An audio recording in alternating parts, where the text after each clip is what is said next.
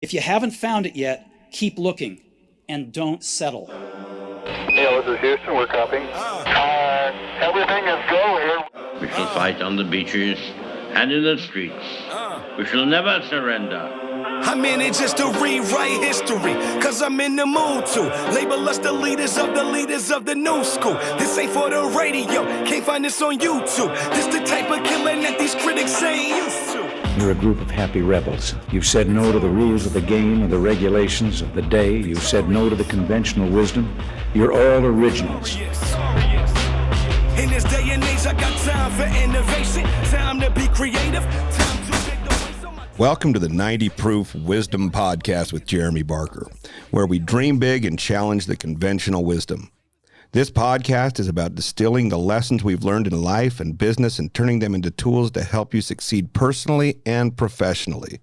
We're about standing firm, running toward the battle, building communities, changing the game, and staking our claim. Today, we're here with Curtis Leishman. He's the vice president of Murphy Door. He's the guy that I've trusted and has been with me since the very beginning. Amazing young man, of course. He looks cuter than me. He's shorter, so that's the one thing he's got lesser. But everything else, Curtis swings bigger, as we learned playing a little bit of top golf and tearing my bicep trying to show him up. He may seem small in stature, but he's as big a person as you'll ever want to talk to. Learned a lot from this guy, and I'm really excited. We've covered a lot of things about how we started Murphy Door, the struggles we've had, what it did to our family, and how we worked through it, and hopefully heading in the right direction. So I hope you enjoyed this time today with Curtis Leishman and me. Thanks for tuning in. Well, guys, here we are again. Awesome Curtis Leishman with me. Yes. Oh, yeah. I don't know if you notice how sexy he is. We can always count on Curtis to wear something really, really elaborate to break up the monotony of me. Yeah, I'm kind of into clothes, but not fancy clothes. I should probably have a portion of stock in Ross Dress for Less because that's my place to go. I'm just surprised you're not wearing Asian today. Mm. He has the best Asian outfits. They're beautiful. Tiger jumpsuits. Oh, yeah. And dragon jackets. And you'll have the opportunity one time. Ken. One time. Yeah, I gotta say, I really want to see this. And when he shows up to a trade show like that, something else. It's an eye catcher. Hey, well, we thought we'd bring him in today. Curtis and I were initially, when we met, I'm going to roll back, but he helped me start Murphy Door together. So to roll in, but there was a unique relationship, and I don't know what it is. He said something about he was the first one to stick my wife. I didn't know what that meant, but he met with an IV. Mm-hmm. So that was weird. So then my wife came home and she said, hey, you got to meet this guy. He's in fire class with you. So we went in fire class, got to finally, I thought, if my wife has this crush on Curtis, I better get to know him because it'll be weird if I know. Yeah. I don't know if it was really a crush, but we're going to pretend. It was. Okay. Anyhow, I think you came up to Morgan on a class and then we went on this ambulance call or something and we were in a burn trailer training, I think. And right there off the freeway, this car launched off the freeway right into our fire training class. Yep. That was weird. Yeah. The funny thing about that story that I still remember when that car flew off the freeway onto that training spot, kind of where we were, is that you have a class full of 30 people trying to become firefighters and volunteers. And this car was launching off. And instead of the natural thing to do would be go and get in the fire trucks and go and take your tools and stuff over to the accident in case you needed to extricate the guy. Everybody just started running and left all the fire trucks there. And the instructor's like, what are you guys doing? Get back, get the trucks and go. And I always thought it was funny because everybody their instinct was just to run towards and help the guy instead of grabbing the trucks because obviously with not being in the fire service at that point, you don't think about that. But I always thought that was funny. It is funny. Anyway, we had a fun time. But one thing we were for sure was frickin' broke. Yeah. Broke. Like that full-time career, bless their hearts, they get underappreciated every day.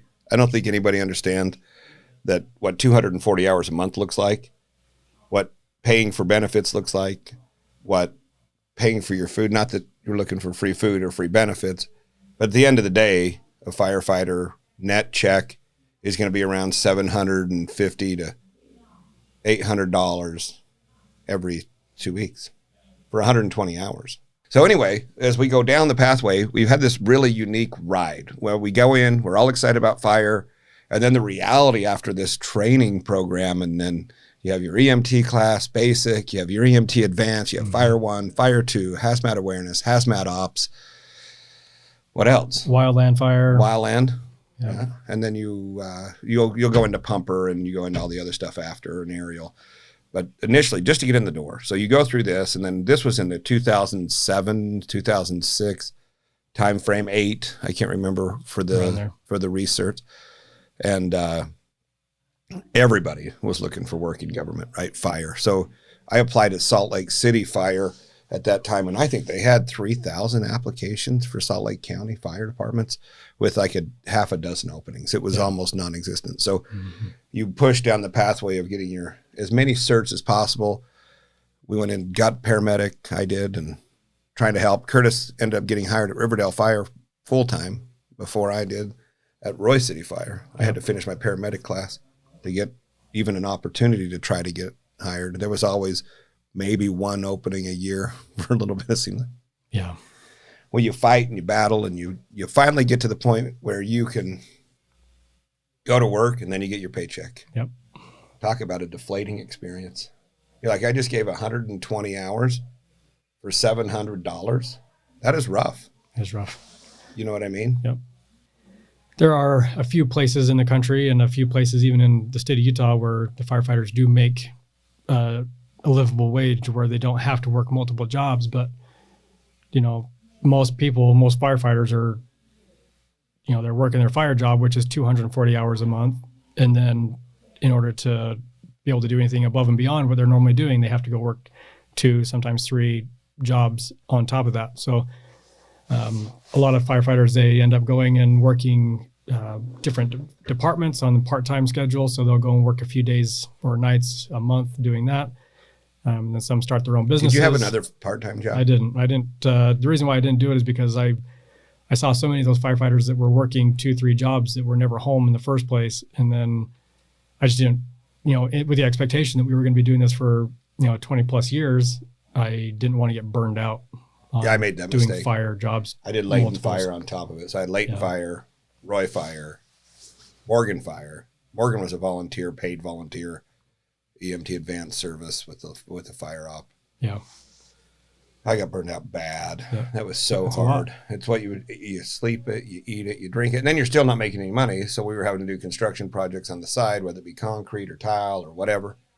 And then you're gone 400 or 500 hours a month just trying to pay bills. Yeah. I think the hardest part too was, you work, we'll get into what we started doing together after, but when you start working, and when you're gone so much, you don't realize the effect that it has on your family, because it became a huge realization for me when I would come home, from fire or working another job after that, and I'd walk through the door, and instead of my kid or my wife being excited that I came, they're like, oh, hey, look, Dad's home. Like, they just know that I'm never going to be there and that there's not a relationship there.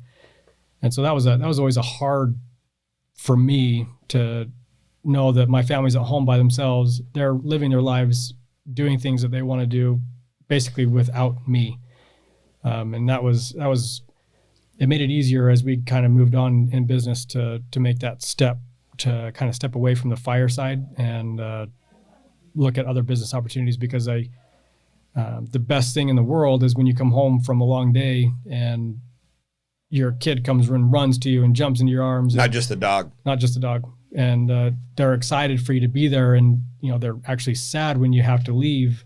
Whereas before it was just the schedule. They didn't want to get attached because they know you're not going to be there. Yep. I was ruining their rotation and their schedule that they had because I was wanting to go and hang out and do things with them. And it wasn't what they had already planned. So that was a hard thing to have to deal with. And, that's what unfortunately a lot of firefighters have to do, is they have to separate and they have to put off their family life to try and provide.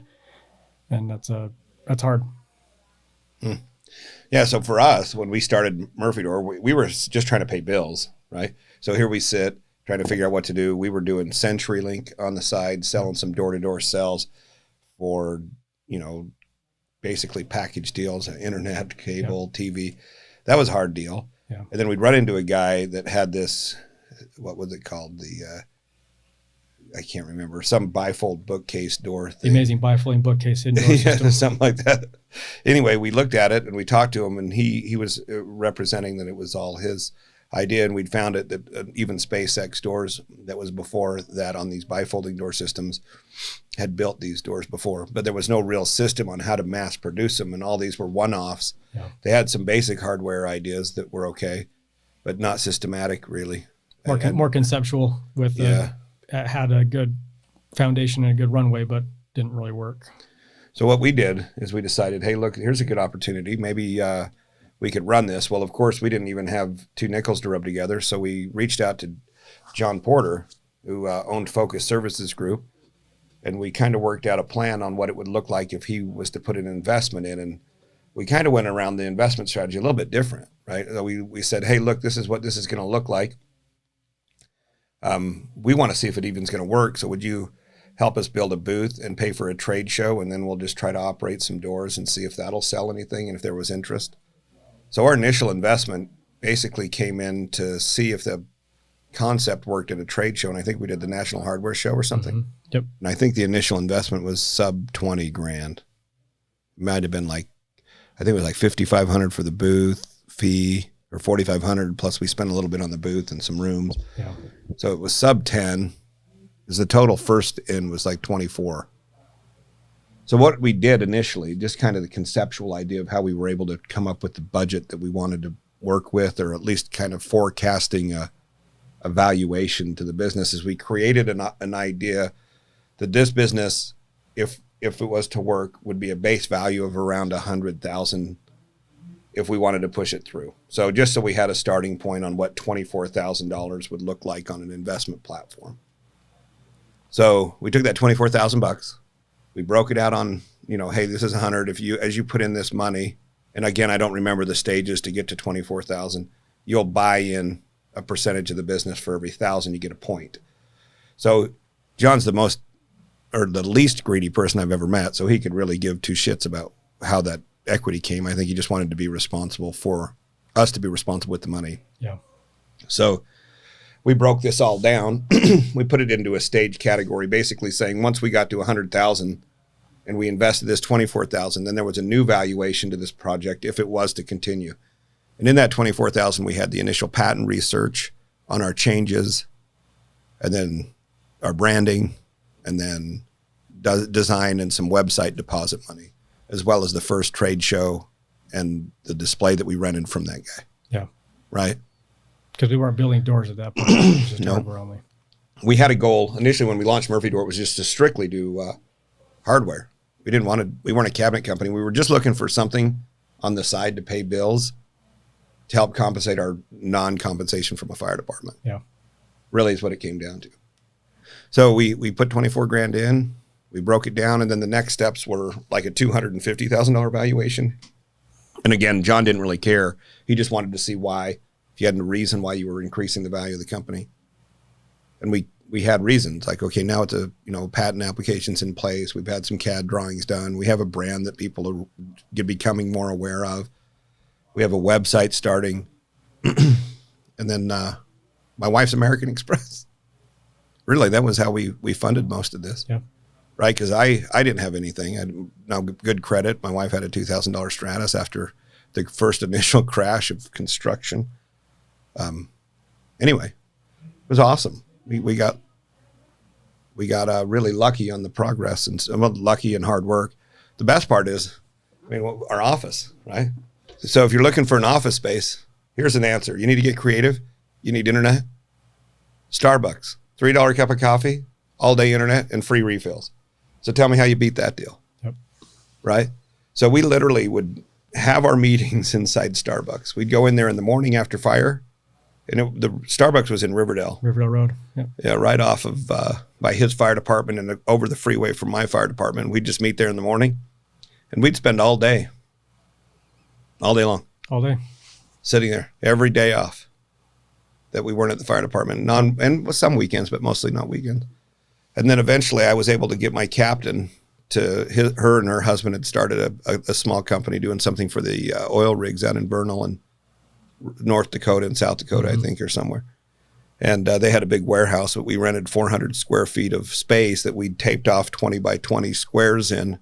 And we tried really hard to work within it, but we couldn't use the office space there. So we did the office at Starbucks and we did the warehouse there. And that office at Starbucks was what, 2 years? Year and a half? Yeah, it would have been a little over a year for sure. Right? Not quite 2 years, but yeah, definitely over a year. So to give you an idea, the first year we started this business in December 2012. And we started our business a little later than when we did our first sales in hardware. And we ended up doing in 2012 around 30 grand, if I recall. I kind of wrote some notes down, but I think it was around $30,000 in our first year of business, which was just hardware set. And it was a heck of a deal. I mean, no, it's almost as much as we made at the fire department, for heaven's sakes. Yep. So yeah, we did $30,000, right? It's crazy. Crazy. And then next, we were getting a lot of people. We got Rockler. Rockler was our first big account with hardware. We thought we just made Hit the gold mine. So you guys have to envision this. We're driving down the road, taking customer service calls. I'm riding a paramedic intercept or a fire truck, trying to place an order for a hardware set with sirens in the background, apologizing. Hey, I'm really sorry, but we're going on a cardiac arrest. But if I can get your phone number and what you want, I'll call you back and get your order placed. Yep. There's a lot of that. A lot. For up until the middle of 2016. We did that for several years, 4 or 5 years of orders, taking orders, pausing the order, calling back after a fire call. Customer service, installation questions. Hold on, I got a shipping, wildland. Tracking. Yeah. Structure fire, rollover. And multiple calls while you're in the ambulance, fire truck, or on the paramedic rescue. And it was hard because you didn't want to miss a sales call because everyone was so freaking important. Yeah. You're like, hold on just a second. I'm just extricating this person out of this car. Their head's pinched behind the steering wheel. Give me 2 minutes. I'll call you back. Yep. And luckily people, I don't know if they thought I don't know if maybe they didn't believe us, but whenever I talk to somebody and say, hey, you know what? I'm at the fire station. I'm on my way to a call right now. Do you mind if I call you back? I don't think I had anybody that was ever upset about us having to call them back, which is good because that would have been a little frustrating. But I think that helped getting out the gate is we had the most amazing customers ever. Yeah. I mean, most Murphy Door customers are amazing anyway. We have a couple trolls, but that's okay. We probably deserved that negative feedback anyway. But at the same time, and we've learned a lot from the negatives, but at the same time, our customers are amazing, especially the early on ones. That were understanding. We were clear. We were transparent. This is a side job to fire. We do fire and paramedics, and this is where our benefits come from, and this is our side job, and we're trying to launch really hard. Patience and understanding. I don't know if we could have got a better roll of the dice with all of those from our customers. Especially with the new business, and we didn't really have, our website was terrible, pretty janky. And, janky. We answering phone calls with sirens in the background. And, people were pretty trusting of dumping, even at that time, just for hardware, a couple $100 for hardware. People are pretty trusting of us to make sure we delivered that. Yeah. And our doors started at what, $3 grand? Yeah. I think our first doors were around $3 grand, $5 grand really fast. Because when we finally, so this kind of got to the point where everybody was asking, they liked the hardware, didn't understand it, didn't want to build their own door. So they asked, hey, can you build us a door? Well, we had no understanding of how to build cabinets. I mean, we Curtis plumbed prior to fire. I did framing. I've done a bunch of other stuff, concrete, tile, roofing, whatever. But I'd never built a cabinet before. So my across the street neighbor owns a cabinet manufacturing machine sales company, or cabinet machine manufacturing sales company. So I reached out to him and said, hey, you have anybody, especially during this economic downturn, that may be interested in building some doors on the side of their deal to help fill some space? So we found Merrill Cabinets in Rigby, Idaho. That was a heck of a deal. Yeah, that was a lot of work. That was why we needed the square footage, right? Because they were bringing the doors in. Yeah, and then we were putting them together and packaging them up and shipping them out. Yeah, hinges and cardboard, put them in the box. So they'd build the carcass for us. We'd come in, screw our hinges on it, and then we'd put it in the box, address it, put it on a pallet, and ship it out. Initially, Merrill did it, but it was a lot for them, and then our freight was a little bit more money. And We were transporting back and forth with truck and trailer from Idaho back to Utah with those carcasses that they had built. The second year, 2013, so kind of give you an idea, we went from 30,000 full-time fire, paramedics, doing hardware, and then about the middle of 2013, towards the end, we decided to start doing the cabinet deal. And we ended 2013 at around 97,000. 97,000. We just shot just under $100,000. So that was pretty good growth for us, especially as a part-time gig. And of course, we didn't have a lot of overhead, Starbucks and $3 a day in internet. And then I think they were charging us, what, $400 a month or $200 a month for rent? I can't remember. I can't remember what it was. It was enough, and they were really easy to work with, so that was fine. Outside, if we got outside the blue line and Troy was on a kicker, right? He'd kick our shit back in our square. He was just making sure we didn't lose our tools outside of the blue square. Yeah, that was nice. An empty warehouse, but he'd come in, get your shit in there. Maybe he was kidding. I don't know. I'd like to think he was. But then we do pretty good. We end up getting... Oh, yeah, I don't even remember. We had a lot of good luck. We end up meeting this lady from Architectural Digest that says, hey, I like what you're doing, but you're doing it completely wrong. Only 1% of the world needs a hidden door, but the other 99% need storage. This was at another trade show, and we kind of reshifted our design ideas and said, hey, maybe we can create, or what she said something about, I like what you're building, but I like what you're doing in front of it, not what's behind the door. Like, think of how to create storage solutions out of the door. We did. We took that really serious. And in 2014, we did just under 1.1 million, 1,095,000. So to give you an idea of the growth pattern, 30 grand, 97 grand, 1.1 million, part-time job, right? And still trying to figure out which way's up, working on our website, working on pictures, working on designs. And by the way, half the stuff isn't real. You don't have to have it all real. No. Like we were borrowing pictures off Pinterest, probably against the rules now, but at the same time, they weren't a real company. It was just somebody that made some cool stuff. And we thought the picture was cool and say, hey, this is a cool door. I think we could build that, you know? And then people would buy what we thought we could build before we ever even built the damn door. Yep. Right?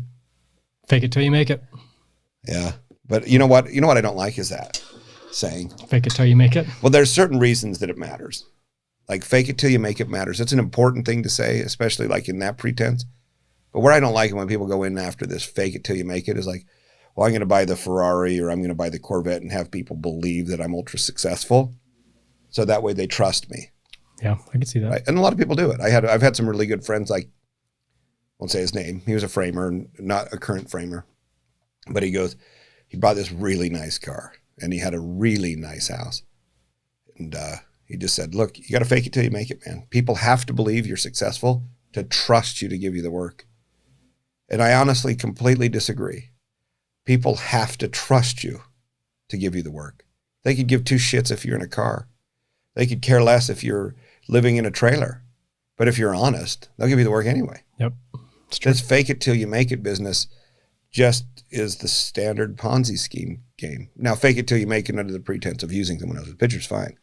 But I don't like when they spin it off in the direction that they have to lie about what their success rate's been. It's fair. Like, what do you think? Yeah, I agree. You see a lot of it. Yeah. But I guess there's people out in the world that really do care about what car you drive, and maybe that adds some, belief in their minds that, if they can drive this car, then that must mean that they're busy and they're successful and that I can trust them. But I agree. I would care more about the final product than what it takes for them to drive to the job site to get there, So I can see both sides. Look at what we went through just to get people to trust us. Here you have a $3,000 to $5,000 door on a website that barely works with a place that has no shop, an office, and Starbucks. Obviously, most customers don't know it, right? And we never presented that we didn't have that. We were always forthright in being firefighters and everything else. Now, on the front, it may look like that you had a bigger operation than it was. But ultimately, we never defined the size.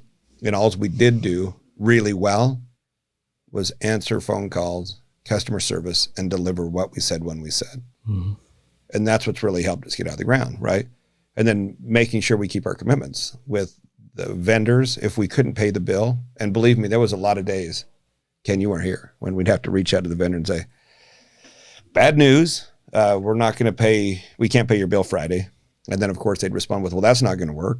you got to pay on Friday. Well, I'm like, I'd love to say that I'm going to, but ultimately I'm not because I don't have the check to pay it. So you're going to have to wait till next Friday or the Friday after. And we have been so fortunate that every single one of our vendors, they trusted us.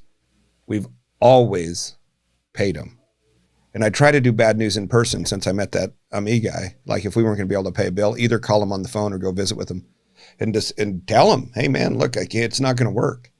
Well, we won't be able to ship you anything. Well, that'll be even stupider because then you won't be able to get anything else. But I promise you, I'm going to pay you this much on Friday. It's not going to be your whole bill, but it's going to be something. And then I'm going to do it. Still to this day, the majority of our vendors are the same vendors we've always had. Yeah, they are. And even still with where we're at now, even with these software companies and these tech companies that we're using their software programs or, to help us continue to grow, I still, in the conversation with them, bring that point up that we don't look at these potential customers or these partners that we're trying to work with. We don't look at them as just a resource. We're looking at them as a partner, and we don't turn our partners, and we, are very reliable, and we look for the long-term relationship rather than just to get a means to an end. And so I think that helps also continue to build that trust and relationship with us and other vendors, is because they know that I'm not just looking for a quick business and then move on. We're looking for people that we can maintain long-term relationships with. And that's a good thing with our vendors right now is they have a pretty safe space. They know we're not out hunting. And if we have a problem with it, we call, right? Well, we give them the opportunity before we go and look for somebody else to say, hey, this is where we're at now. This is where we need to be. And can you grow into this spot? Or if not, then understand that we have to reach outside. And it's not like we're not being bully. We're not bullying them. We're trying to give them the opportunity to help them grow their business as well, to meet our needs. And if they can't, then we're always upfront with them and let them know that, this is something we're going to have to go outside for then. And I think having that clarity too also helps them, puts their minds at ease that they're not worried about us just kicking them out in the middle of nowhere. Yeah.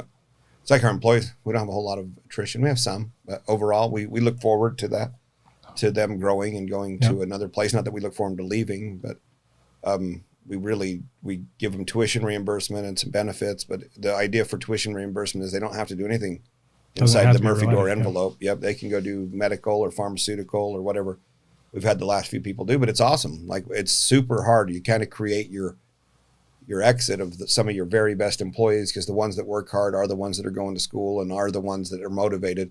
And those are the ones that are exiting because they've now, well, not all, but they are now educated in something they really have a passion for. Mm-hmm. And so even though we're excited to see them move on, it's really hard for us as a company to see them move on, right? Because selfishly, they were the great ones, but it takes a lot of experience with them when they leave, and it's hard to replace that. I think something important too is, we've kind of gone through year 1, 2, and kind of working on 3, but we did have good growth. Year 3, $2 million. Yeah. So we've had good growth from double again, 1 to year 3, but it still didn't make us any money, right?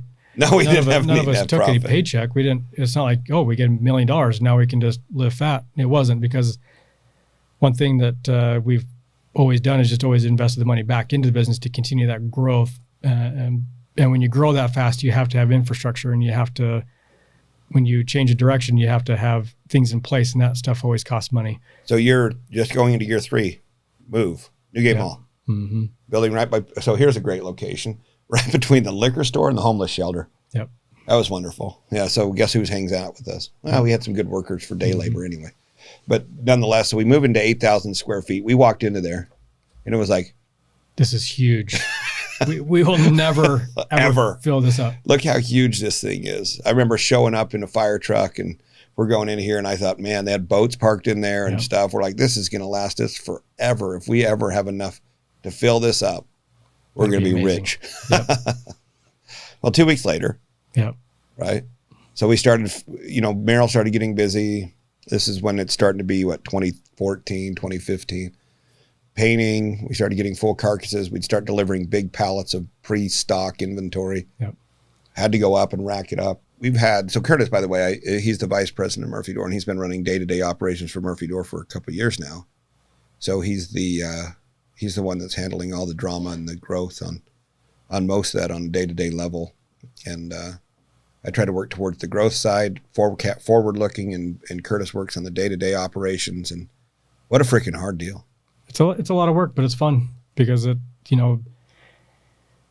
sometimes you don't realize how much work goes into jumping from 97,000 to $1 million in growth. I mean, and then 1 to 2 and 2 to 5 and 5 to 10, 10 to 20. It seems like, Right. well, you just add more machines or you just hire more people, but it's more than that. There are systems and processes and software and machines, yes, and people, yes, but that it takes it's a lot of work to get something moving in the right direction when you're growing so fast that you think that you've got something built out for what you need, and then sales just continue to jump faster and faster, and what you thought you needed at that time is far short of what we need. We talked about this yesterday a little bit, but there's a few elements in that growth piece that you really have to do, and these are the hardest pieces to learn.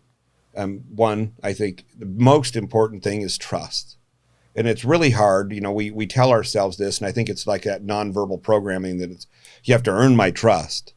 Well, that's a really, really bad growth retarder. Like, it slows your growth immensely. If you're using any kind of preface of conversation or an employment opportunity for anyone like Ken or anyone when they come in, like, you have to earn my trust. And as you slowly earn my trust and you prove to me that you're trustworthy, then I can go ahead and give you more power or more tools to be successful. Well, where are you going to go? Well, the first off, you're going to have a very mad employee because you don't trust him out the gate.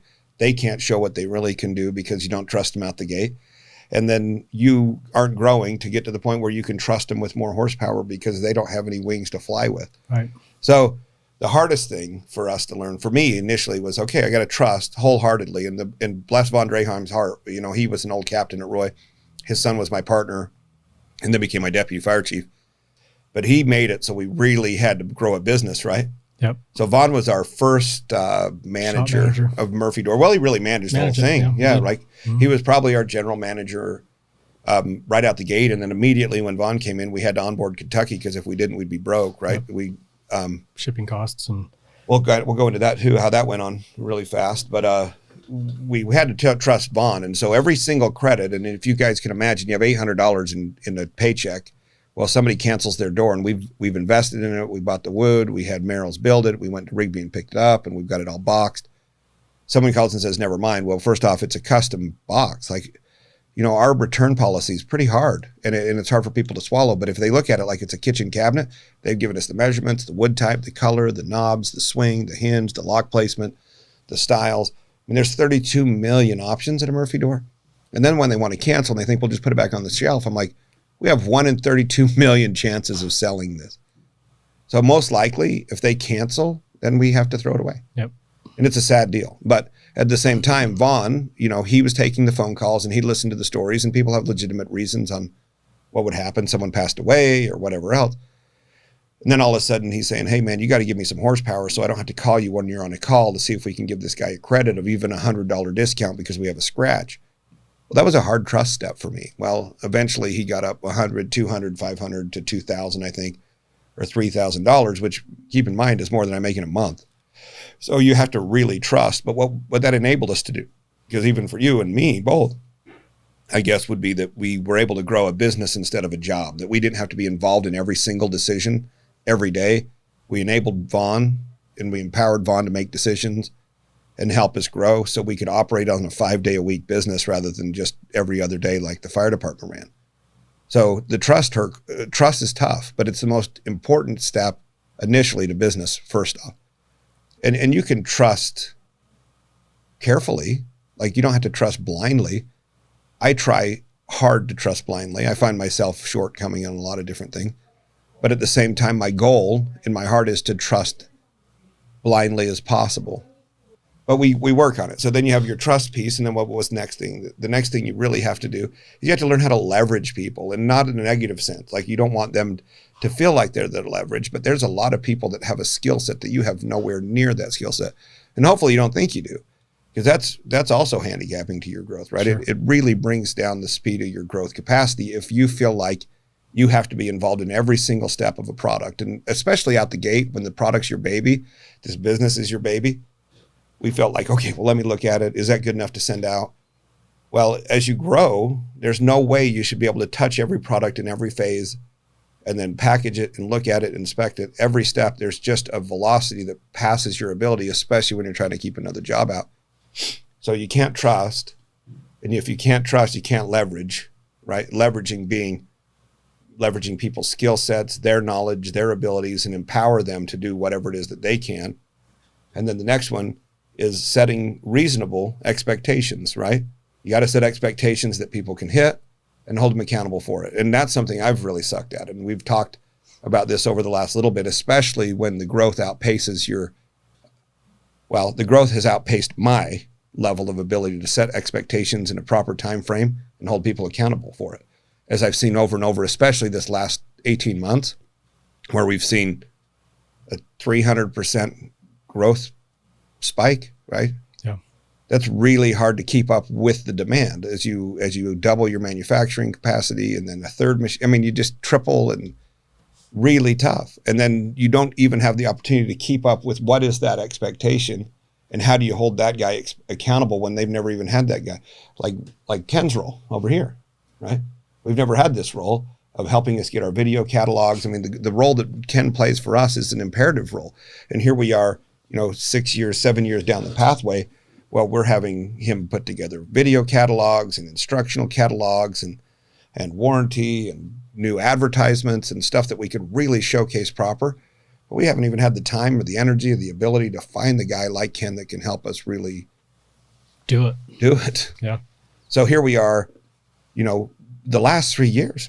I mean, I guess 2 years, and this one we did get qualified. We know where we sit, but is the, USA Inc. 5,000 fastest growing companies. Not that it matters, but it's pretty cool to think that we've been able to maintain this pace still by playing, hindsight and fixing backwards. And I think if I was really good at my job, which I'm not, I would be able to see some of this. And I think that as we grow, a lot of these things, like sheet gets pulled back and you're able to see more and more of what it takes to do what we do. And then you're able to see, hindsight's 2020, all the things that we could have done better that would have really exacerbated our growth even further. Yeah. So back in 2000, let's see, this is our 6th year in Kentucky. So early on in our business, we had this freight agreement, by the way, with UPS Freight. And UPS Freight had spent quite a while trying to give us a price on a pallet to ship it around the nation. And they came in, and I'll never forget the numbers. It was $192 to ship our pallet anywhere in the country, right?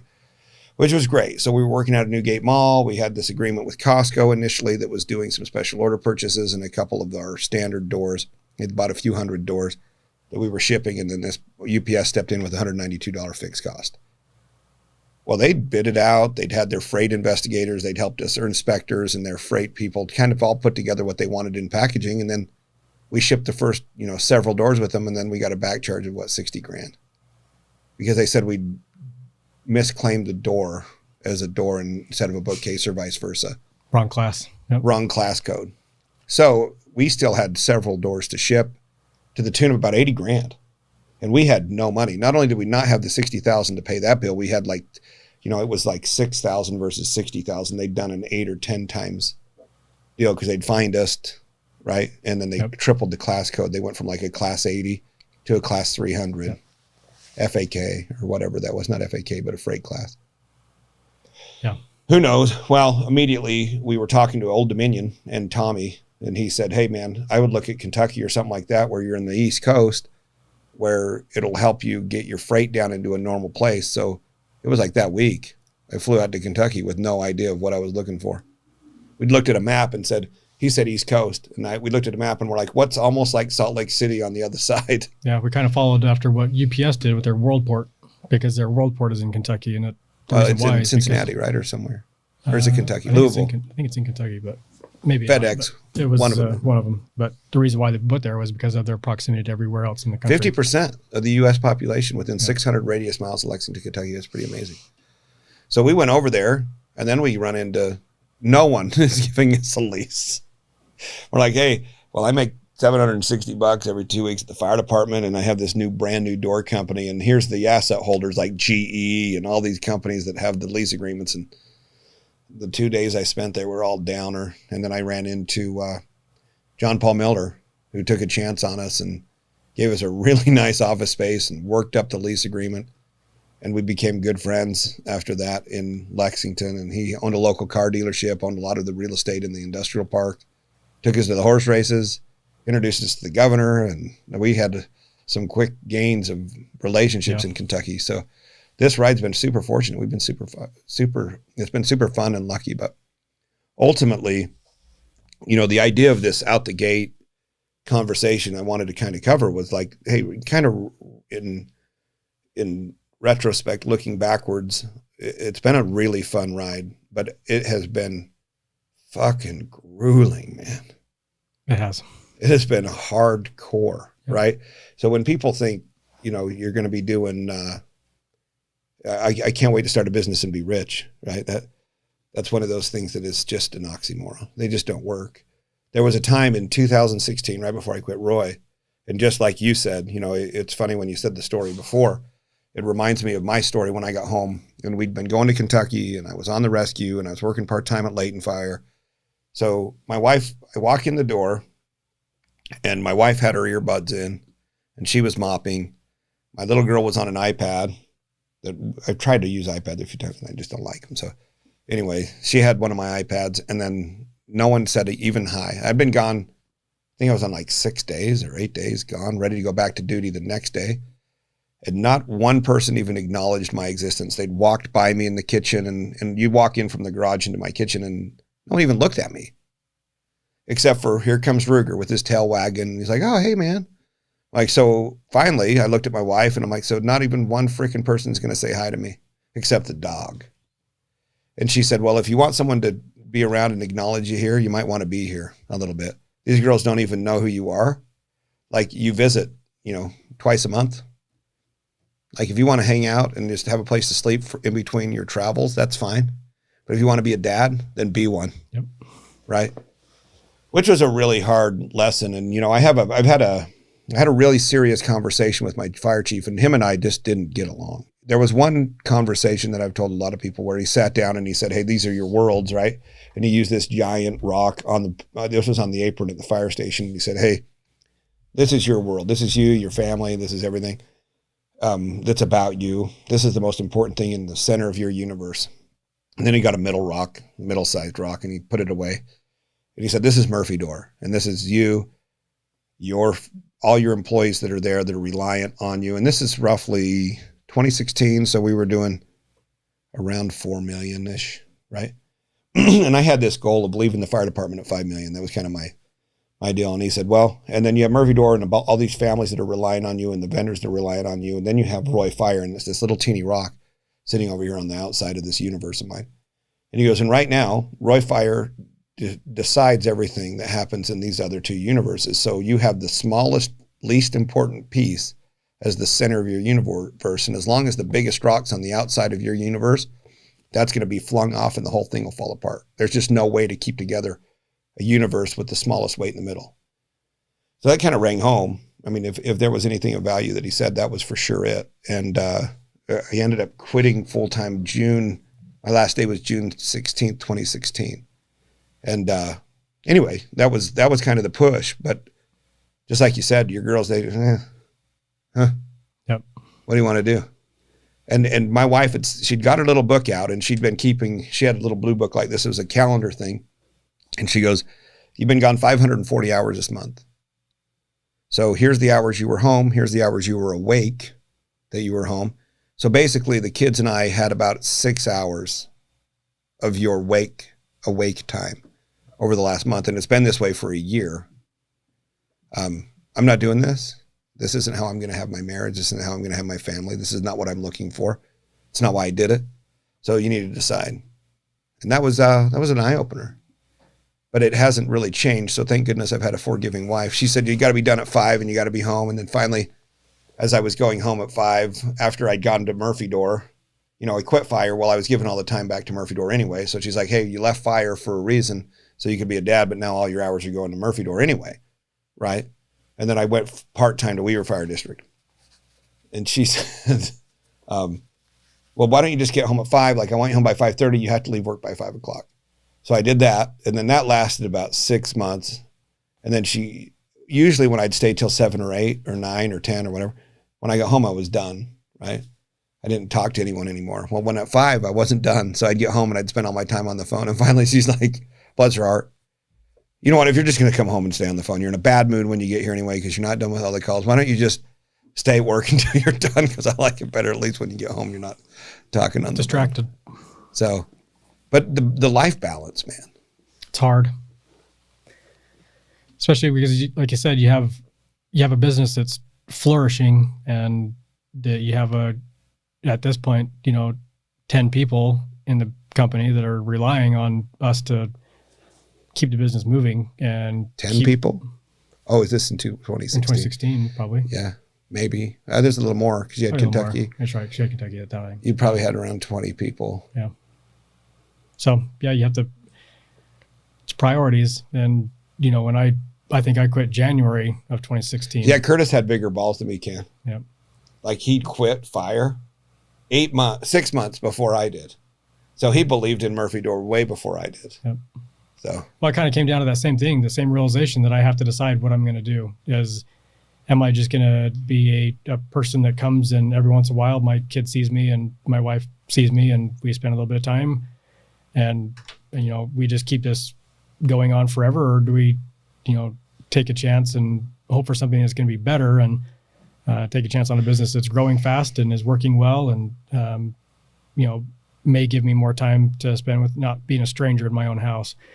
So yeah, once I weighed out the options of, we're looking at this fire business as a 20-year retirement, and then, I'd be retired at, 48 years old from a fire. Wait. I'm almost 48. See, I would have been almost done. But are you saying you'd be almost dead at this age or what? I'd be almost retired at 48. Yeah, retired. Okay. But then at 48 years old, that's too young to really retire. So I'd have to go work another 20, 30 years anyways. And so by the time you retire with a fire pension and, 50% of your 3 highest years, you have $70. Yeah, pretty much. Pretty much. So it's really what pushes you into the Murphy Door world. And as a company, for us, we've looked at it and said, let's bring the benefits that are just like government services, vacation, sick leave, health care, vision, dental, retirement. Try to bring those options in, tuition reimbursement, all the things that led us to come over here, or led us to public service, I should say. Yeah. Took us some time to get to the same benefits, but we don't have city funding behind us, so we had to build up to it as we could and offer more vacation as we could and more sick leave as we could and more benefits as we could. But I think we're continually making the right progress in the right direction. And we're what we offer for the employees and how we respect them and treat them. I think it is the reason why we have such long tenure for people that are staying here. They feel like they're appreciated and they feel like they're part of the growth because they are.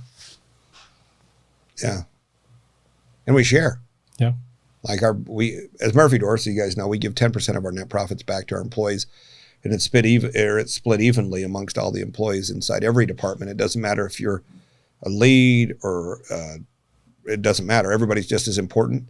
I think every position, and putting a lot of thought into the way I look at our employees, is everyone is the leader of their own job. So whether you want to call them their CEO, but to me, the better and the more ownership someone takes into a role, the better of an employee they are. And I don't care if they're just packaging hardware, or they're packaging a door, or they're shipping product, or they're assembler.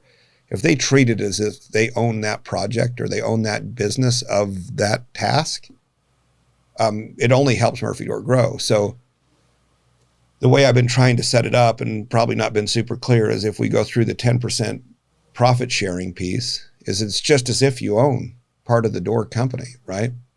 And the better you run your business or your operation or your task, referring to it as a business, the better the net profits will be. Yep. Your contribution margin lifts everyone. Your non-contribution margin drops everyone. So back to the trust and empowering and leveraging others and, holding expectations and then holding them accountable for those expectations. And then the next step after that, scale. You can't All those things, and probably several other things in between those lines, have to occur prior to scale. But you definitely have to have those 4 boxes checked first. If you can't, scale can't happen. It may happen to a small degree, but there's no way to maintain this scale. I mean, these type of growth, this type of percentage, it takes relationships. And I'm proud to say right now, we had one initial investor of, John Porter, and then we got a line of credit through Decathlon Capital, who's been great. That's almost paid off. We're just October, be all gone. All our first round of equipment's all paid off. A lot of our stuff, right? Just a new round that we just bought this summer or this last spring is new. But ultimately, we've been diligent in looking at how do we do it, and from a lot of past lessons and everything. But the right people is truly a key, and I think we get sometimes passive on people, not just us, but in general as a population. I think everybody is a right person at some aspect. It may be the wrong time in their life to be the right person, but I think we give everybody the best opportunity we can. We should shoot to give them the best opportunity we can for that role and be as patient as we can to work through people's problems. We're all going to have one. I mean, if we're telling each other that we're going to never have an issue where we're sick, or we're getting divorced, or we have a death in our family that we don't know how to handle, you can't be so systematic that when people have problems, whether it be drug or alcohol, whether it be that, right? How things happen to people, we can't just exit. And I think we've done really good about helping and working with people that have got and had struggles. I mean, there's a point where you have to make a decision, but it shouldn't be the first time or the first week when things bad happen. And I believe as a company, most of us lift where we stand. And I think they generally know, especially with every other Friday we do our lunches, right? I think they realize that our true hearts sit with them. That if there is struggles, you don't hear the negative feedback that I thought we'd hear. It's like, hey, Curtis has had some drinking problems and he's in rehab for the next month, and we're going to pay for that. And not only that, but we're going to try to help however we can with his sick leave or vacation and whoever wants to contribute to that. I haven't had really any negative pushback. Have you? No. I mean, has anybody come up to you and said, hey, I don't like the idea that Curtis is going through rehab and he's getting vacation and sick leave and we're contributing to it, and then we're also paying for that and it's coming out of our margin? Like, generally speaking, when those things happen, I bring it up to the whole company and say, hey, Billy Bob's having a problem. Are you guys okay if we help pay for this? Because it is going to affect our net margin, which then affects bonus, right? And I don't think we've ever had a no vote, right? When we've had line of duty deaths we contribute to or whatever other assistance. I think,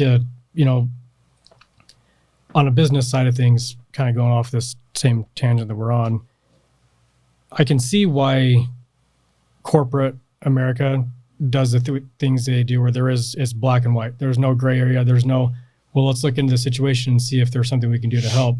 It's just yes or no. Like it's easy. It's easy. Ultimately, it's easy. It's easy because then you don't have to put any effort or thought into it. You just, the policy and procedures in place that if you miss this, you're gone. So sorry, thanks for your time, but you're out. That is an easier. Well, and it's a profit driven model, but I think it's short sighted. It's very. I think of, me personally and you and all of us, we're doing everything we can to avoid that corporate structure and lifestyle. Obviously we're growing and we're getting bigger, and we have to be a little bit more careful because, our exposure's out there. Yeah, well, and we're not a small boys club like we were when we first started. It was just a national brand. And, everybody knows. Yeah, now I guess we have to be a little bit more careful, but we're still treating this as if we're a small business, and we still have the relationships and the friendships. And I go out of my way to try and help and understand what people are going through, and not because I want to get into their personal lives, but because I want them to know that they're valued and that their life matters, and it's not just that they're a number that we just check off and say, oh, he was late 2 days, he's gone, because that's our policy. We look into situations and we dive more into the person than maybe we probably should. But I think that goes back to that family lifestyle that we're trying to create, where we took from the fire world, where our world was these firefighters we spent 24 or 48 hours with at a time, and we create such good friendships and relationships that that's who we hang out with on our days off, or when we have time. It just blends into our personal lives as well. And I think we've done really well in that aspect of bringing that same friendship and the relationships that we have here at Murphy Door, because even after our stuff, we're still going and hanging out with each other. What do you think about when people say, oh, you should never be friends with your employees? I think that's stupid. What do you think when people say you should never hire your employees or your friends? Or family? I think, no, I don't think there's anything wrong with it either. I mean, I get that there are some nepotism things, and I think it could be used against you in a way, but you want to bring in people that you trust and that you know. And if it's family, great, as long as there's an understanding that you have to separate business from family, and you have to separate business from just friendly relationships. Well, we have family here. Sure. And how have we structured it? Well, I mean, we just had one that just got hired in just a few months ago that is a cousin, but nobody knew that. And it was never used for them to get the position. It was, we put the application stuff out and they put in and they were interviewed. It was a completely blind situation that nobody was told that, hey, this is a cousin of so-and-so, but they got the job. They got the job because they were qualified. The interviewer wasn't there. Yeah. So I don't think there's anything wrong with bringing in family and friends to work, as long as there's that understanding that they're not going to be protected or not going to be treated any way differently than every other employee is. I wouldn't say not protected, because I think we protect all our employees. But what I would say about the family and friends deal is people say you shouldn't handle family and friends or hire. And I would agree for a long time. Like I was like, yeah, no, I would never hire friends and family. That's terrible, because they'll always be the first to fuck you. Well, it's not really fair. I don't think it's the first ones to do that. I think they're actually the last ones to do that. We're the first ones to accuse it. So I think if we bypass friends or family, we're missing out on great opportunities. We just have to hire the right friends or family. Right. We have to look at it and say, hey, look, they're a great friend. Not only are they a great friend, but they're a hard worker. Like, it depends on how you're disseminating between which friend you're hiring, right? There's some great friends that I would never want to work with, right? Even at the fire department, you're like, holy crap, he's lazy, but man, is he a freaking great time to be with. Yeah. We went on him here, but I'd like to go freaking down the river with him. Right. And then same with family members. You have some family members. I've even tried hiring some places. Artie's dead now, but just to work with him on the side. But man, that was rough. You know, when we knew it before we hired him. Yeah. We just were hoping for better. And sometimes one of the things I've learned is you already know, of whether it be friends or family or business decisions or customers or marketing campaigns. And we're generally talking to things that we don't want to do. The answer is you already know. You already know the answer. So why are you fighting it? And people will respond and say, I'm cold. Like you hear it all the time that I'm mean, or I can be. I'm just blunt. Like I just don't want to learn the lesson I already know anymore. Yeah. Because I've already learned it a lot. Yeah, you've already done like, it. you want to do it? No, I don't. Well, you're a dick. Yeah. I'm not trying to be one. I just don't need to learn the lesson. I'm already know, but I'm going to be different. No, I know. Not here. I'm sorry. Yeah.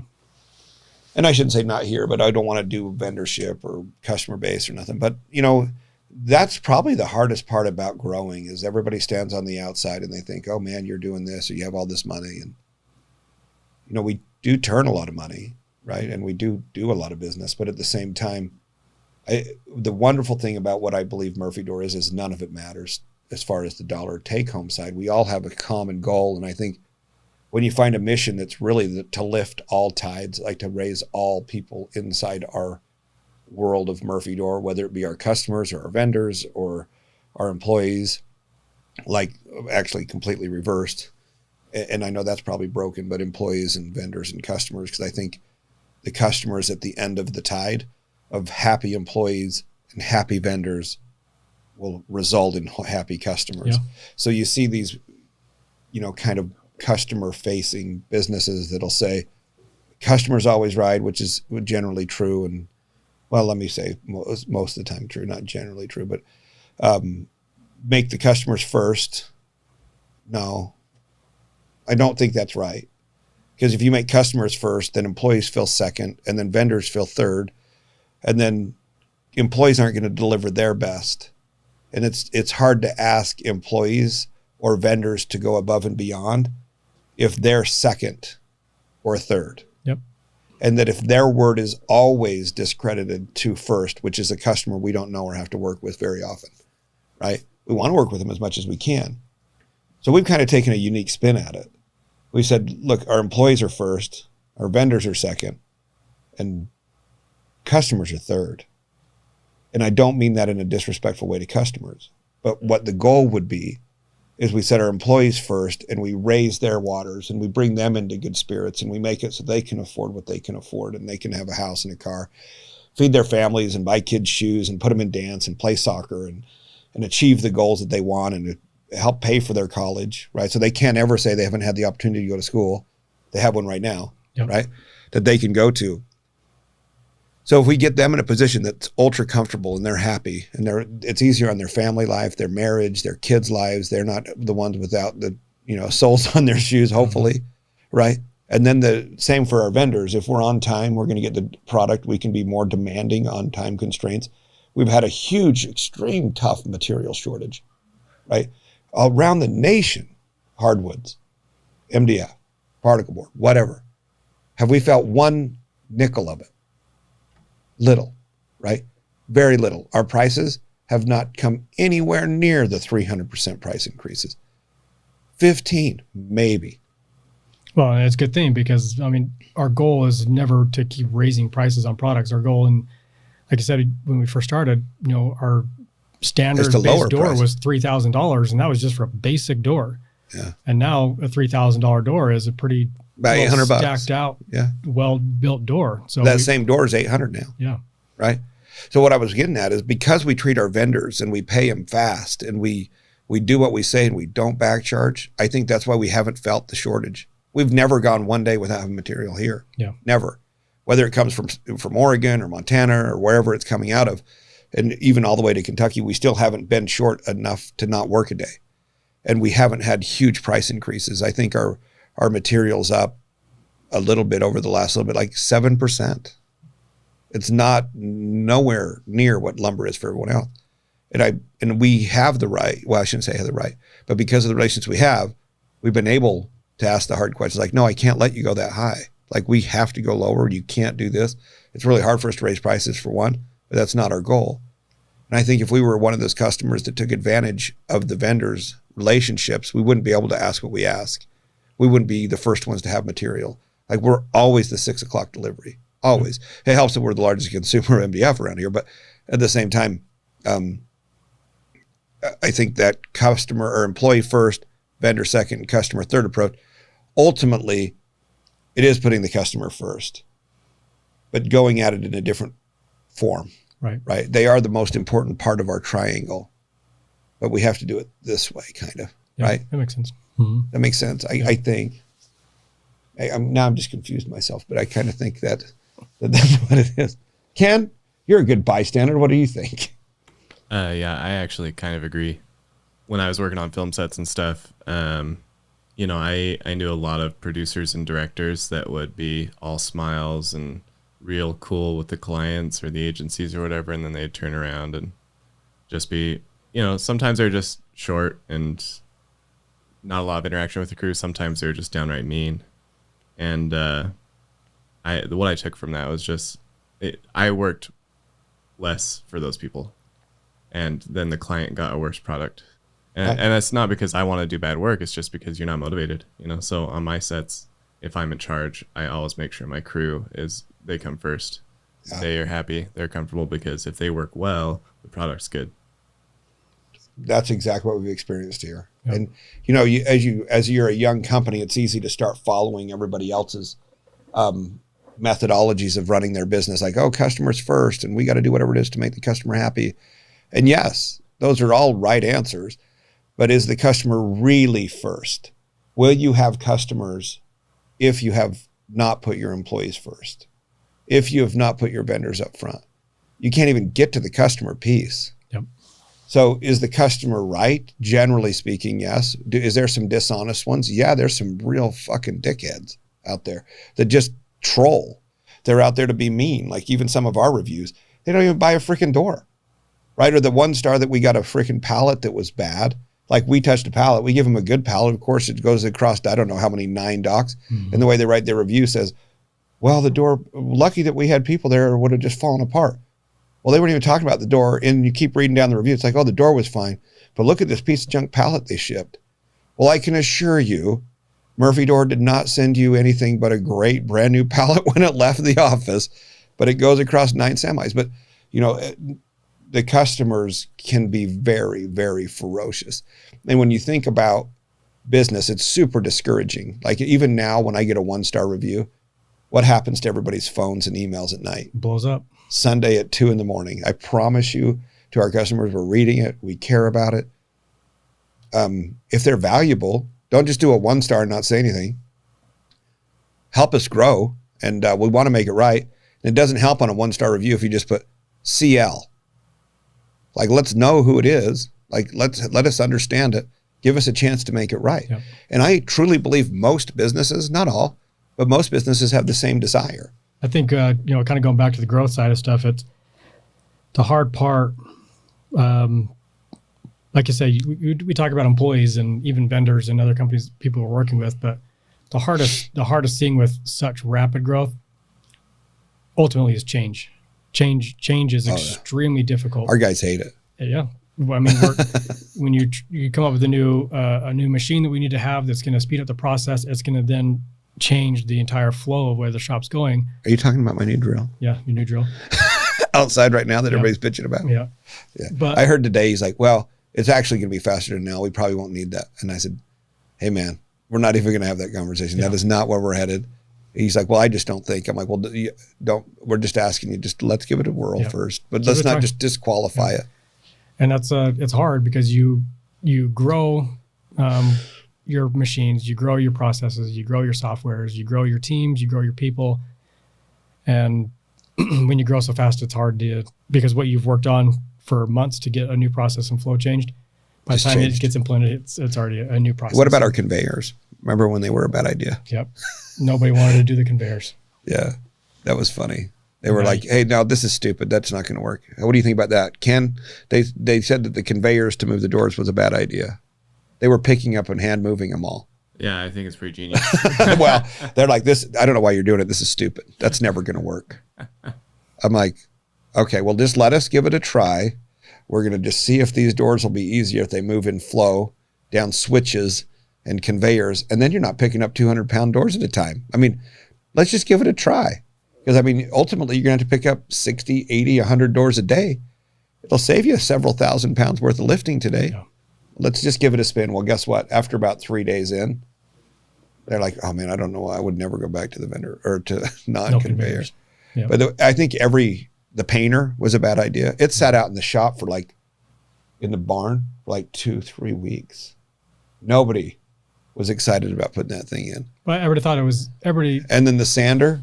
And maybe we didn't do a very good job of explaining to the team the reason why we're bringing that in. I think everybody thinks that when you bring in a new piece of machinery, it's to replace our employees, and that we wouldn't need the painters to be spraying the doors anymore because we got this cool new machine that you put the pieces through and it reads it and it automatically sprays where it's supposed to be and comes out the perfect finish every time.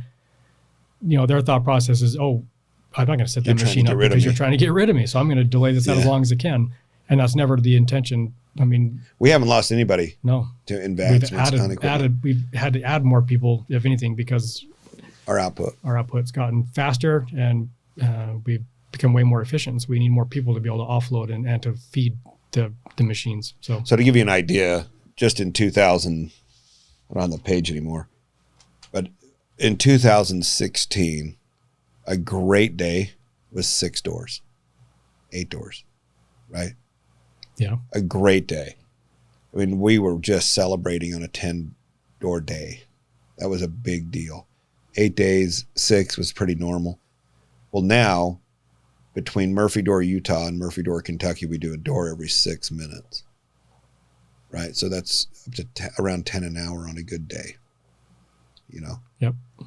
And that tells you something. And that's on a standard singular shift. And then for most of Corona, you're running 2 shifts up to midnight, right? and we're still running with a huge backlog. And I promise to our customers that are watching, and even if it's in the future, we're doing everything we can. I mean, Murphy Door's overall goal. So to give you an idea, initially, back to the very beginning, our goal was to do just a hardware company. Mm-hmm. And then we had a bifolding bookcase. Then we came up with the flush mount bookcase, right? And then we decided, okay, what's next? Well, there's a lot of opportunities for Murphy Door and different concepts in space saving, and you see the Swiss furniture a lot. Well, as we move along, I think what would be great is to be able to have our doors ordered and delivered to that customer regardless of anything in 3 days. Whatever customization they want, that's cut, painted, built, packaged, and leaving our factory within 3 days. Not delivered, because that's up to 3-day delivery, 5-day delivery. But if we can get it out of our facility in 3 days, we're going to be amazing at what we do. Well, every time we make progressions to get to this 3-day lead time, our volume of customers are increasing so exponentially. We've been marching down this goal for now 3 years. Yeah. And here we sit with 4 times the equipment that we did 3 years ago, or more than that, and faster equipment, right? With the same lead times. With the same lead times, right? And here we keep ordering, and part of the handicap is for us is that we can't get the equipment fast enough to get ahead of the lead time. Yep. So when we order a CNC, you're 6-8 months out. Well, you order a CNC, and of course, you're always worried about economic times, and you're saying, okay, we're going to pay cash for this or whatever it is. Well, you don't want to go order 2 CNCs yet because you don't know what 8 months looks like from now. Well, by the time you get there, that CNC is already over its capacity for the day. Yep. So then you order another one or another freaking faster edge bander that does 3 times the speed, or painting machines. And then, I mean, we were going to just do Utah, that painting and sanding machine, for a while and test it and work it. Literally a month after we delivered it here, we ordered another $500,000 worth of painters and sanders for Kentucky. And we still can't keep our lead times up. We got up to 14 weeks. And I think we're down to 5 or 6 weeks now, which is okay, but not when you want to be 3 days. Well, what's it going to take? Well, we got Murphy Door, Utah, which, our campus is about 5.5 acres. And we have Murphy Door, Kentucky, and that's another almost 35,000 square foot facility. We're making some other moves right now inside. We're looking at the South a little bit. We've been debating Texas, right? Yep. Not to follow Joe Rogan, but yeah, you're part of the reason. Just opening it, right? And then, or Florida. We also need something in the Northeast and then the Northwest. Yep. But definitely not Oregon or Washington, probably. I'm just teasing. Where did you say you want to be? Oregon or Washington? Wherever that is, not there, Ken. That would be Oregon. Yeah, no, never. Then we're not going. We'll go to the Idaho border line. Just whatever it is, not to be compliant with Ken. We'll just go to Coeur d'Alene. Yeah, Coeur d'Alene, Idaho. That'll be better. So we just can't let Ken get his way. He's too new. So he hasn't earned his stripes yet. Yeah, I'm aiming to run this place in a few months. So. Well, see, he's got some high aspirations. And if I keep sucking as bad as I do lately, then you know what? He wouldn't be surprised if he gets promoted. Anyway, yeah, it's been a ride. But I don't know what else we have a lot of goals. Like there's some stuff you guys will be seeing from Murphy Door that's going to be a lot of fun. And I can promise you before we're done, you're going to be seeing furniture in 3 days. Yep. We're going to see, and boys are bed. Mm-hmm. All the Murphy bed boys out there, Murphy Door in our beds, you're going to be seeing this. So we're coming at you. It's going to be good. Yep. Furniture on demand. I mean, this stress and the growth struggles are self-induced. We know. I mean, we're pretty ambitious. We're never complacent on, sticking with one product and seeing if it, running it out till the end. It's if you're not innovating, if you're not bringing out something special that drives people to want to come to our website or look at our products, if there's no drive for that, then nobody's going to come and our sales are never going to grow. And well, not to be braggart, but by the way, during Corona, we launched Murphy Ladder from a 3D conceptual idea in 2019 to a national rollout through all the Home Depot channels in 2020 with 100,000 plus units distributed between our channels. I don't want to get off a tangent, Murphy Ladder. We're going to have a whole other show on Murphy Ladder. just because of its amazing growth and its ability. We came up with an idea in our barn, had it developed, got it produced, and rolled out in stores in 8 months. Yep. 8 months, national rollout. So not very many people can say they went from $0 to $10 million in sub a year on a brand new company. They're not a Murphy door company. It's a Murphy ladder company. It's on its own. But I probably, we did all this during the door Corona rollout nightmare of growth at 3X here, and then trying to handle Murphy ladder and have a warehouse in California and a new product rollout through Home Depot with a vendor, with a merchant that we didn't know very well, that we still have not had the opportunity to get to know very well. I don't think he's seen the best of us yet. We've really been super lucky. Yep. And we ask a lot of our team, so you guys know, our office team, as big as we are, to tell you what kind of demands we have.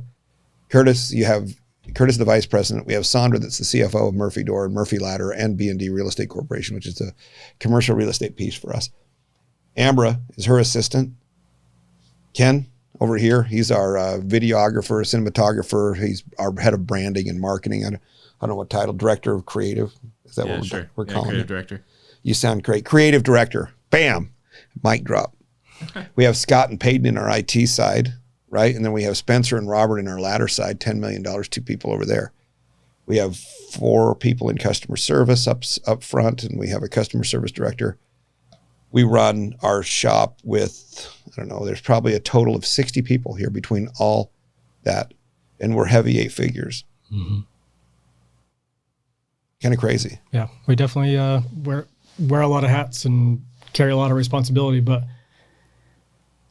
I think we've chosen the right team for this because they all thrive on creating something and being a part of something bigger than themselves and contributing and being a beneficiary of the growth itself, like with the profit sharing. So people feel like, yeah, it is a lot to ask and we expect a lot, but we also try and give a bunch back so that they feel like their time is validated and that they're building something big. Long story short is this whole ride is an interesting one. And I think anybody that's out there trying to start their own business and having aspirations and trying to achieve these goals, that's the whole thing of this podcast. And we wanted to bring in the Murphy Door story just because it's I don't know that we did a great job in covering the hurdles that were thrown in front of us, right? We had a lot of huge hurdles, right? There was no money. There was no access to capital outside of this one stake president of mine that was willing to put $24,000, which in retrospect at the time was huge. That was like half a year's salary, right? But now $24,000 is not something that could help us really move the needle. And I think when we're starting businesses, we feel like we have to have these huge amounts of capital. And I see these SaaS software programs and companies that do $100 and $200 and $300 million rounds. And I just scratch my head and I'm like, what are they doing with that much money? And I just don't know that throwing that much capital at a startup or feeling that we need that much capital to start seeing something up or to reach for goals that we may have in the back of our head is the right answer. I would never let that get in the way of shooting for it. You can still do it on fire wage. You can still find friends, families, or fools to just trust in you if you have the work and the drive, if you have the desire. And what I want to do here in the next several podcasts is help people understand, 1, that you don't let the hurdles get in the way. 2, help them find the steps. What are the orders? And we'll sit down and have conversations like, this is what we would do first. This is step 2. This is or step 1. This is what step 1 looks like. And these are the things that you're going to find in the middle of step 1. Like, what's your idea? Well, how do you fund it? How do you talk to friends, families, and fools? How do you share the investment? How do you pay it back? Are they buying equity? Are they doing it on a loan? Are they doing it as a gift? Like, what do we expect out of that? And remember, as you get bigger and you end up in a place that you want to be, that you vision in your head, when you go back to those people that initially put money into you and trusted, be sure you treat them right? Yeah. Because otherwise they're going to be super angry and not going to have friends. And the goal would be, and I kind of gauge myself as like right now with John, we don't just have Murphy door with each other. Like, I guarantee I could call and say, you want to invest in this next thing? He would do it tomorrow. Why? It's because we just did what we said. And he saw that we're not lazy. He would trust to invest in us as a team because he knows that we're willing to do 24 hours a day. He knows that we have no problem with it. He knows that we don't have to call him, right? And I think everybody has that somebody in their life. They just don't know who that is to help them get their dreams off the ground.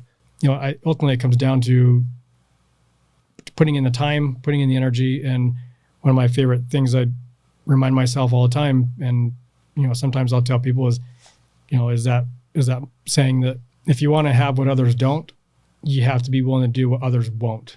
So the only way for 99% of businesses that are trying to get started is to be putting in more time, more energy, and more resources into that business than the next person is. If there's two door businesses right next to each other and one is just coasting and not doing anything, but the other person is devoting more time, he's there after hours, he's putting all of his profits that he's taking and putting it into marketing and bringing in the right people to help grow that business, they're obviously going to grow. So, along those thoughts, 40 hours is really just a break-even point. If you're lucky. For the majority of the U.S. population, you put 40 hours in a week, all you're going to get is a 40-hour paycheck. Well, we all build our budget around a 40-hour paycheck. So if you want to have a little bit left over, you probably ought to do more than 40 hours, right? Whether it be inside your business or a different one or something. You can't expect to get further ahead than if you don't give more than 40 hours. And if your goal is not to have more or give more or do more or have more freedoms, right? That's really what I look at. So when I say more money doesn't make you happy, that's true. It doesn't. But what it does do is I can go to Mexico when I want, and I can go to France, and I can go to vacation when I want, right? And that's something I wasn't able to do anymore or before, right? So now it's not as big a deal, and it's not like you have to budget it out to go somewhere. And that's nice. But at the same time, if you want those freedoms to be able to do it, those hours still have to be paid, right? You're either going to pay them 40 hours a week forever, or you can do 120-hour weeks for a third of the time. And then you'll have the other 66% to go do what you want to do, hopefully, if you manage it correctly. It's not always going to work that way, right? Yeah. And so that's just kind of how we've done the ebbs and flows or how I've done it. So don't take that for granted for people that may seem like they're ultra successful. Like, that's not fair. He's not that I'd ever have the fancy car, but it's not fair that he's driving a fancy car, lives in a big house. And my house, like yours, is 1,100, mine's 1,550 square feet. I don't care about that side, but at the same time, if he has a month to take off, he's probably already submitted his hours. Right. They already paid their dues. And it's hard for us to grasp. And I've been in those shoes too, where you look at someone like, man, that lucky son of a bitch. Like, well, I promise you, 99.9% of the people that have that aren't lucky. No.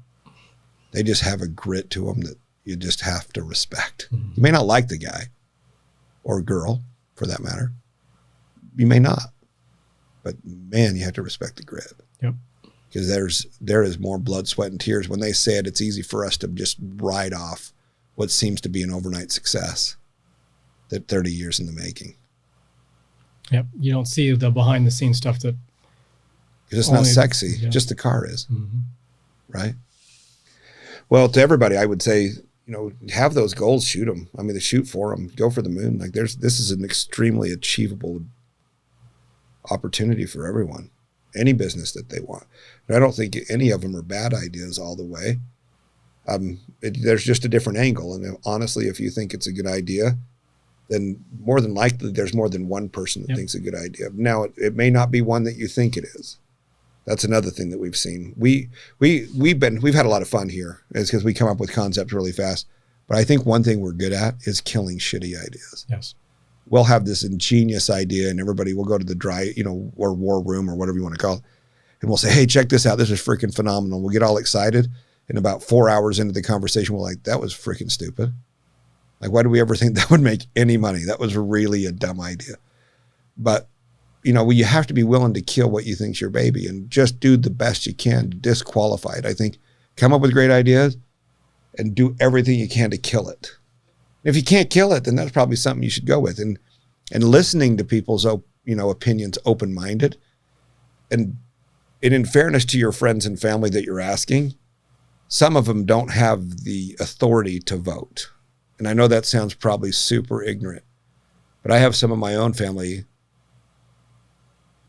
and you probably know who you are, just kidding, that I would never ask you what your opinion is. Like, just wouldn't. Like, I don't appreciate it. I don't respect it. And that's not that I don't respect the person, but I've seen life decisions that they've made. And whatever it is that they're doing, I probably want to do the opposite. Right? Does that mean? No. Or is that's probably mean? No. I don't know. I'm just saying that you've seen what those people do and how they work and where they're at in their life.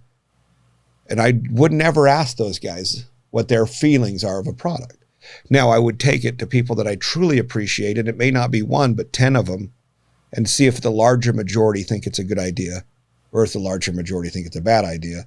And I would highly suggest, if the larger majority think it's a bad idea, really think it out and keep thinking of ideas that the majority think is a good idea. And it's okay to have ideas shot down. You shouldn't have 1 out of 1. You should have 1 out of 10 or 1 out of 50. Good ideas are generally pretty far apart. Yeah. And depending on who you're asking, some people are just going to, because they don't really care, or they don't want to put the, and they don't want you to be investment, successful, or they want to be successful, or they'll just say, yeah, that's a great, that's cool, that's great, even though it's a shitty idea. And you're going to spend all this time working on some project that somebody is too nice to say that's a bad idea. Back to make sure you ask the right people. Ask the right people. Ask for honest opinions and open it. And another way to do it is sometimes point out the ideas that you think are bad about it out the gate, and then let them disqualify your thoughts that are bad. So a way to lighten up some of those conversations, just say, I really like this idea I came up with, but this is the things I think suck. What else sucks? And then they may say, I don't think that sucks as bad as you think, but here's some other ones, because at least you've opened to criticism, right? Right. That's a hard deal too. And I honestly love constructive criticism. It's been a skill set in itself. And I think you're great at it. That's what I was going to tell you earlier. You're really good at what you're doing. I think you have a really good ability to listen to people, and are a lot more caring. You're good at constructive criticism. I think you line up your ducks really well once you hear it. And I think, that's something that's taken me a long time to learn. But as long as you can approach a conversation and say, I don't know, but I'm going to find out, and then get a team around you that has a bunch of concepts or understand where your objective is, and then people that may have already accomplished those objectives, and get them on your team, even for phone calls, and listen and act on their words. I mean, it's easier and better, I believe, to act on what they suggest before disqualifying what they suggest and keep acting in the way you're acting, because you'll end up with a better result. Right. Generally speaking, they've been down that dirt road already. They don't need to do it. Yep. But you've been really good at that. Thank you. So, well, I don't know what else. I really think that we'd love to have people bring in ideas and help you. We'd love to be participating in some of your guys' growth. We want to answer questions, and we'll build this platform out that's able to kind of say, hey, step 1, step 2, step 3, step 4, if this is something you're interested in. Open it up for dialogue and comments at the bottom. If you like it, just comment right there at the bottom of the video. Let us know what you'd like us to discuss. Let us know who you may want us to ask. We're pretty fortunate in the people, the contacts that we can get a hold of now. So if there's people you want us to talk to or bring in or whatever, please let us know. I think it's a smart podcast idea, because unfortunately you get a lot of these businesses that want to start and they have great ideas, but there's no resources out there really that take them step by step on what to be aware of, how to fast track it, what obstacles to avoid, these pitfalls that these bigger businesses that have already gone through and maybe aren't sharing that information. You know why? They're guarding it. Yes. The people don't want people to succeed. Right. I'm on the other side of it. I think we all are. Mm-hmm. We want everybody to be successful so much that they'd leave even Murphy door. Like, that's not what we want, but we want more than them staying is them really growing. Right. So back to what you're saying, people harbor and guard the data that it got them to where they're at. They feel it's a super competitive strategic move. To me, and I'm sure what you were getting at is competition's good. It is. It pushes us. Mm-hmm. It helps us grow. It helps others. It gives us more to live for than just ourselves. So back to your thing. Anyway, Yeah. I really like it. Yep. I think it's, nobody really lays it out on a blueprint of how do you get into Home Depot, for And may- example? yeah, and how do you maybe- get into retailers? and maybe the steps that we took are not, maybe they're backwards and they're not a wise way to have done things, but for us, it's worked and we've been successful with it. And maybe, people are going to look at it and go, God, that's really a stupid way to do it. But there's a million ways to skin a cat, right? Yeah, and I think in saying that, now that we know what we know, some of the acts that we did first Were horrible. We would have done it different now, and we could get to mass market a lot better. Like anymore now, when people said they have the contacts, take it serious, because we've bypassed some people that said, hey, what I can do in a couple days is going to take you 2 years if you just let me help you, because I have the phone numbers that it takes. We discredited those people that said that. Remember, we're like, yeah, contacts aren't that important. We have an idea. No, contacts are important. Yep. And we've seen that if you have the right phone number to dial, if you've had the right advisors to teach you, and you've had the right lessons that you've learned, then you can really accelerate your growth. And as long as you're taking and applying those conversations and lessons, then you can really shorten that learning curve. But what we want to do is help you do that, help you take your dream and help you get to where it's going. I mean, we can look at it as investment opportunities, conversations, whatever it is, but we want you guys to reach out and talk to us and help us help you, help us come up with context. If we don't have it, we'll look for it. We'll find the right people that'll help answer those questions.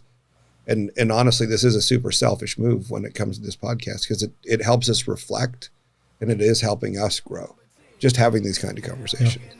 So yep, I agree. We'd love to have you along the way, and we'll go through this one-on-one. Again, that was Curtis, Vice President Murphy Doran. I'm Jeremy. Thanks for joining us. And Ken Merrill on the mics.